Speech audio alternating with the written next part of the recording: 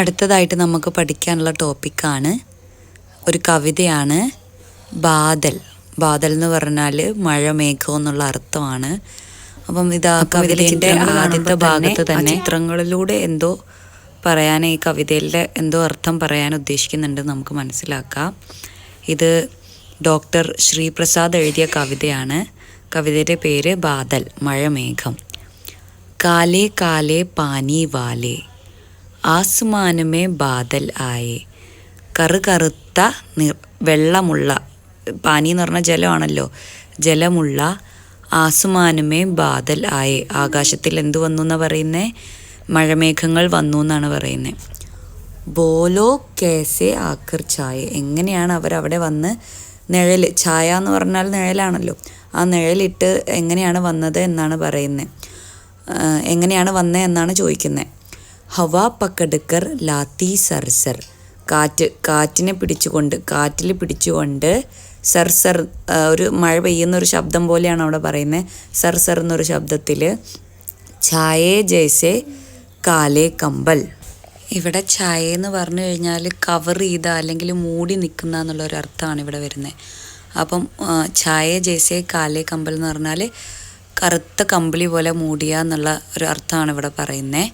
കിത്തനെ സുന്ദർ ലഗത്തെ ബാദൽ, അങ്ങനെ കറുത്ത കമ്പിളി പോലെ മൂടി നിൽക്കുന്ന, കറുത്ത കമ്പിളി മൂടിയതുപോലെ നിൽക്കുന്ന ഈ മഴമേഘത്തിനെ കാണാൻ എന്ത് സുന്ദരാണെന്നാണ് പറയുന്നത്.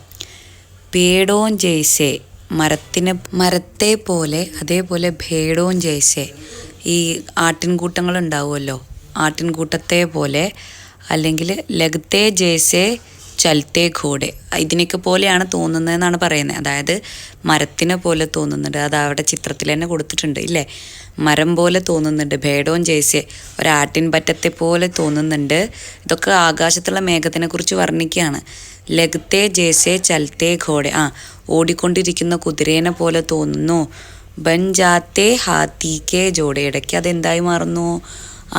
ആനക്കൂട്ടം, ഒരു ആനേൻ്റെ അതുപോലെ, ആനേൻ്റെ ജോഡിയെ പോലെ മാറുന്നുണ്ട് എന്നാണ് ഈ കവിതയിലെ ഈ വരിയിൽ അർത്ഥമാക്കുന്നത്.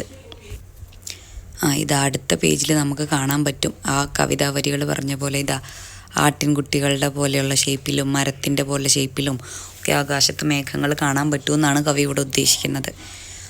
അടുത്തതായിട്ട് നോക്കാം. നൻഹേ ജലഗൺ ഗയേ ഭാപ്പ് ബൻ, ഉസി ഭാപ്പിനെ ഠണ്ടക് പായി, ബാദൽ ബർസെ ബർഷ ആയി. നൻഹേ ജലഗൺ, കുഞ്ഞു കുഞ്ഞു ജലഗണങ്ങൾ, ഗയേ ഭാപ്പ് ബൻ, ആകാശത്തേക്ക് എങ്ങനെയാണ് നീരാവിയായിട്ട് പോയി എന്നാണ് പറയുന്നത്. നീരാവിയായിട്ട് പോയി. ഉസി ഭാപ്പിനെ, ആ നീരാവി, ഠണ്ടക് പായി, അവിടെ നിന്ന് തണുപ്പ് പ്രാപിച്ചു എന്നാണ് പറയുന്നത്. ബാദൽ ബർസെ ബർസ ആയി, അതിനുശേഷം ആ തണുപ്പ് കിട്ടിയപ്പോൾ അതെന്തായി? ആ മഴമേഘങ്ങൾ എന്തായിട്ട് വന്നു? മഴയായിട്ട് വരാൻ തുടങ്ങി, മഴയായിട്ട് പെയ്യാൻ തുടങ്ങി എന്നാണ് പറയുന്നത്. ഇവിടെ മഴമേഘങ്ങൾ എങ്ങനെ ഉണ്ടാവുന്നതെന്നും അത് പിന്നീട് വീണ്ടും എങ്ങനെയാണ് മഴയായിട്ട് മാറുന്നതെന്നുമാണ് വിശദീകരിക്കുന്നത്.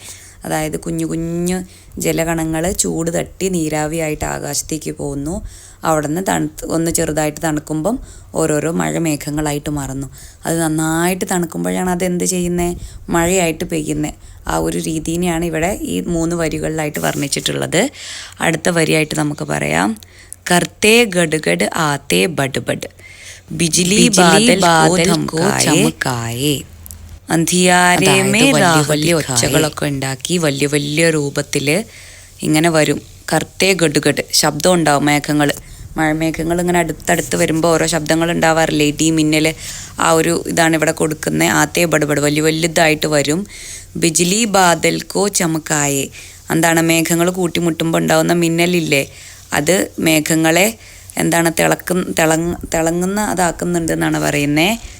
അന്ധിയാരേമേ റാഹദിക്കായെ, ഇങ്ങനെ മേഘങ്ങൾ കൂട്ടിമുട്ടി ആ മിന്നൽ വരുമ്പം അത് എന്താണ്? ആ ഇരുട്ടത്ത് മേഘങ്ങൾക്ക് വഴി കാണിക്കുന്നതെന്നാണ് പറയുന്നത്. അടുത്ത വരികളിൽ പ്രകൃതിയിൽ മറ്റ് ജീവജാലങ്ങൾ എങ്ങനെയാണ് ഈ മഴയെ വരവേൽക്കുന്നതെന്നാണ് പറയുന്നത്. മോറ് മഗ്നമനെ ചൂമ് ചനന് ചന്, മയില് തൻ്റെ മനസ്സ് നിറഞ്ഞുകൊണ്ട് എന്താണ്? കറങ്ങി നൃത്തം വയ്ക്കുകയാണെന്നാണ് പറയുന്നത്.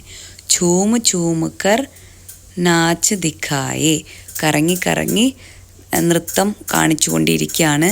ഖുഷ് ഹോ ഹോക്കർ ഗാന ഗായ്, സന്തോഷത്തോടെ പാട്ടും പാടുന്നുണ്ട്. ആര്? മോർ.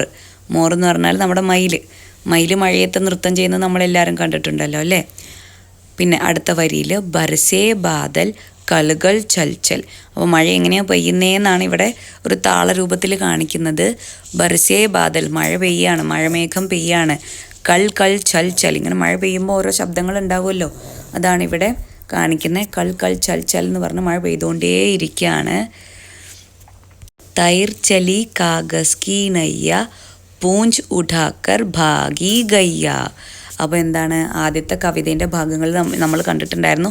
ഒരു വെള്ളത്തിൽ കുഞ്ഞു കടലാസ് തോണി ഇങ്ങനെ പോകുന്നതല്ലേ, അതാണ് ഇവിടെ കവി പറയുന്നത്. തൈർ ചലി കാഗസ് കി നെയ്യ എന്നാണ് പറയുന്നത്. അതായത് മെല്ലെ ഇങ്ങനെ ഒഴുകിക്കൊണ്ടിരിക്കുകയാണ് എന്ത്, ആ കടലാസ് തോണി. പൂഞ്ച് ഉടാക്കർ ഭാഗി ഗയ്യ, വാല് പൊക്കിക്കൊണ്ടതാ ഇവിടെ ചിത്രത്തിൽ കാണുന്നില്ലേ. മഴവെള്ളം തട്ടിയപ്പോൾ വാലും പൊക്കിക്കൊണ്ട് ആരാ ഓടുന്നേ, പശു ഓടിപ്പോവുകയാണെന്നാണ് പറയുന്നത്. ഇതാണ് ബാദൽ എന്നുള്ള കവിത. ഇത്രയും ആശയം ഇതിൽ പറയുന്നുള്ളൂ.